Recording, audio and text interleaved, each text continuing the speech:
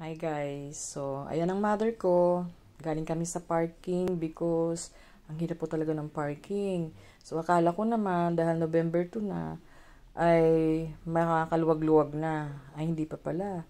Mas marami palang tao ngayong araw na to. So yan yung anak ko tsaka yung kuya ko. Naglalakad kami niyan papunta sa Columbarium. Pero hindi naman masyadong mainit, carry naman. So ayan ang aking mother.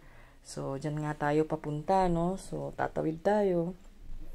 At dito ay naka-attend kami ng mass ng 10 a.m. Siyempre, yan nga ang sadya natin, di ba? So, on time naman kami nakarating kahit malayo ang aming naging parking. So, yan nga nagbe-bless si Father. Dahil, yan nga ipatapos na yung misa niyan. So, para yan sa mga relatives ng may-ari ng vault dyan. Tsaka, syempre, yung mga kamag-anak ng mga nakalagak dyan. Okay, so, yan. Di nawawala talaga yung pagpapabless natin, ano. So, kung pwede din lang naman, ako yung nagpapabless. Pero kung hindi naman talaga pwede, pwede makipagsiksikan, ay hindi po natin yan ipinipilit. Yan.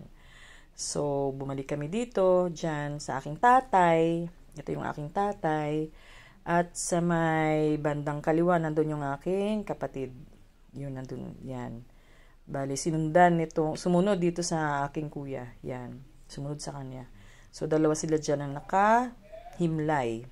At least dito naalagaan sila. Anytime, pwede kang dumalaw. Diba? So, dito ay pauwi na kami. Marami pa ding tao. So, dahil may kasunod pa na mass. Ayan, so, traffic. Diba? Kaya, yan po ang ganap ng aking buong araw. So, hindi naman yan araw-araw. So, nilalaanan ko rin ng oras yung aking tatay at kapatid. Kaya, hanggang sa muli, followers, thank you so much.